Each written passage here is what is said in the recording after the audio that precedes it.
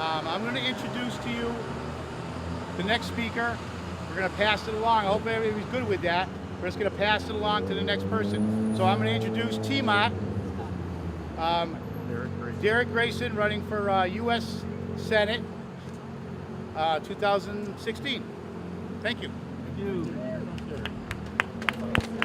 I can hear you guys loud and clear when I was talking. I'm going to try and not go too long, but I'm going to do like something I rarely do. I'm going to read some stuff for you this time around instead of just talking on the cuff, because I kind of want to paint a picture so that you understand how we got to where we are with the central bank. There's an old saying that they have in the rap world called "more money," and essentially that term signifies I'm willing to do whatever it takes in order to get more money. In other words, some money is just not enough. I want more money. So there we move from a mindset of simply being prosperous to a mindset of greed. And let me give you just a little bit of history on this. At the end of the Civil War, slavery ended. But what also ended in slavery was free labor. It is no coincidence that we have acts like NAFTA that allows corporations to offshore jobs, sourcing of materials, etc., so that they can get it for the least amount of money in order to make more money. So when slavery ended and there was no open slavery available, what was America to do? Because now the amount of money that they used to could earn as a result of free labor no longer existed. Now I want to fast forward past 1877, the Compromise of 1877, and all these other things that were put in place to try and still facilitate the ability of some to make as much money as possible without being fair or allowing all of those to prosper in this country. And that includes whites, blacks, Hispanics, anybody. They recognized that they needed 4 tools, and I'm going to give you those 4 tools in order to set up a system that will allow them to make more money, literally make more money. Federal Reserve, the central, print as much as they want. That is what they put in place. They had to establish a central bank. They needed a new tax structure, the IRS. They needed to switch the money to currency. See, before we had money that was backed by something real, tangible, gold, silver. Now we don't have money, we have currency. And they needed to implement a system of corporate influence. Now I'm going to just read you a couple of things, and then I'm going to take you through what got us there in 1907. After the Revolutionary War, and this is giving you a history of what people, our founding fathers, thought about a central bank. Ben Franklin, answering a question about the booming economy of his time, said, that is simple. In the colonies, we issue our own money. It is called colonial scrip. We issue it in proper proportions to the demands of trade and industry. You hear what I say? In proper proportions to the demands of trade and industry. Colonial scrip had no debt or interest attached to it. Now this is what Ben Franklin said, who did not want a central bank. Now Alexander Hamilton is our first to give us a central bank. Alexander Hamilton founded the first central bank in the United States. International bankers saw that the interest-free scrip would keep America free of their influence. So by 1781, Backer banked Alexander Hamilton succeeded in starting the Bank of America. Now, what did I say earlier in one of those tools? You got to be able to have some corporate influence. They backed Alexander Hamilton and gave us our first central bank. And then Benjamin Franklin came back and said, conditions were so reversed that the era of prosperity had ended and a depression set in to such an extent that the streets of the colonies were filled with the unemployed. Bank money was like Fed money. It had debt and interest attached. Now we have 8 presidents that that were totally against the central bank. 4 were assassinated. They tried to assassinate 3 others. And they are. Andrew Jackson was against it. He was not assassinated, but Andrew Jackson stopped the central bank.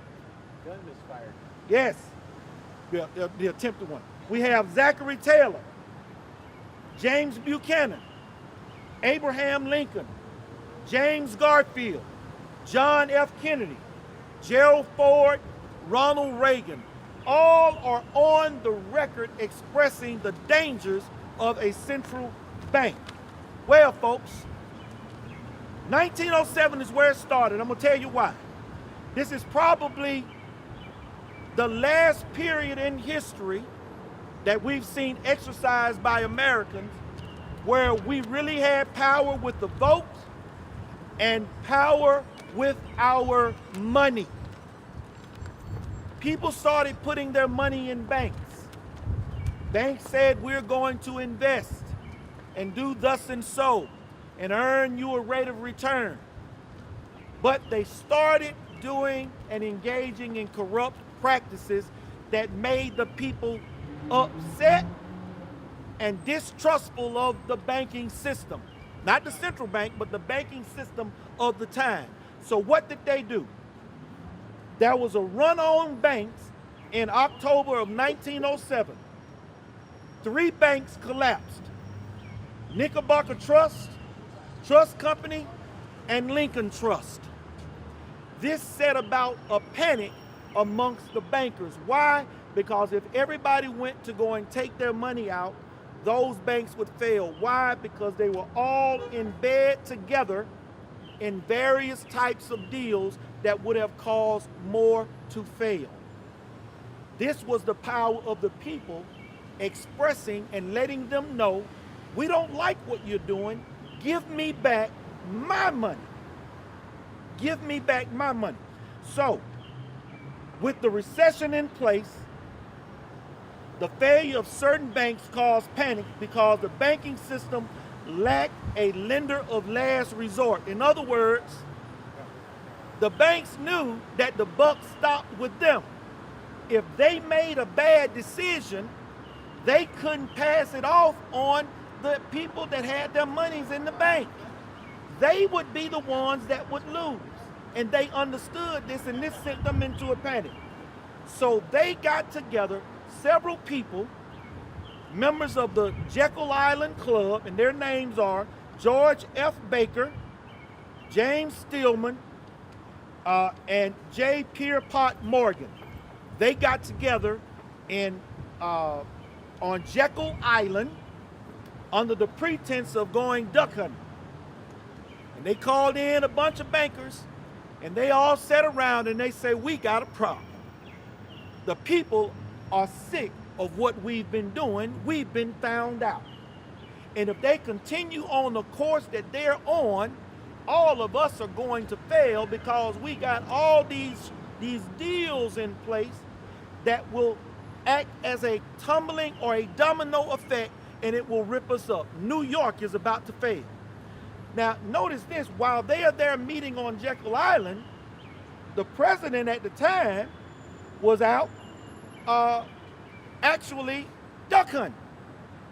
He was not there present when these bankers were meeting. And what these bankers did, Morgan decided, he said, whichever banks are currently solvent, we're going to loan them money to keep them from failing. The ones that are in trouble, we're going to let them fail. And we're going to use government money to give to them to bail them out. And so with that in place, the Secretary of Treasurer, George B. Cortelyou, was eager to divert the situation and offered the New York bankers use of government funds to prevent an economic disaster. Theodore Roosevelt, while the panic transpired, was hunting in Louisiana. He wasn't even present on Jekyll Island to deal with the crisis that was at hand, and that is those banks about to lose everything because the people were exercising their power by taking their money from the corrupt banks because they didn't like what they were doing. That was the crisis to the bankers. We are going to fail, and we have nobody else to pass this on to. So, acting like a one-man Federal Reserve, Morgan decided which firms would fail, which would survive. The Jekyll Island Conference offered a secluded location for the banking ideas and enabled the development of a plan that evidently became the federal banking system. Although Congress did not pass the reform bill submitted by Senator Aldrich, it did approve a similar proposal in 1913 called the Federal Reserve Act. That's how we got this. The Federal Reserve System of today mirrors the plan developed on Jekyll Island in 1910 because of what happened in 1907. Banks said, we will not be left holding the bag. And they are not. If anybody has a dollar bill in there, well, he got some fake money over there. That'll do just. I got $1 million right here. This is not money like gold or silver. This is debt. And this debt is backed by you, your labor. It is basically worthless. If everybody stopped working today, the country would fail because there would be no money earned to pay the interest on the debt that they continue to create and produce on a regular basis. In closing, why has there been no tax reform, a real audit, a shutdown of the central bank? It is because the Royals don't want one. They don't want one. They planned this system out in 1910 when we still had power because we had real money. But because we no longer have access to real money the way that we used to, and we're caught up in this system, they now hold all the cards.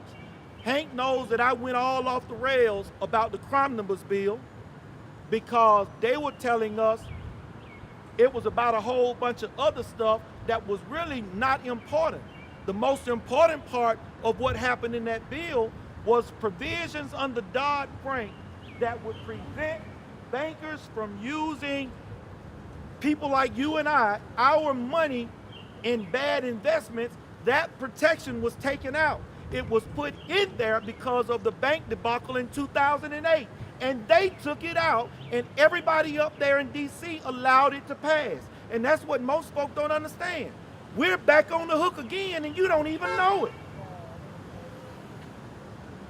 Their greed cannot expand without the elasticity of the Federal Reserve. Why? And why do I call it elasticity of the Federal Reserve?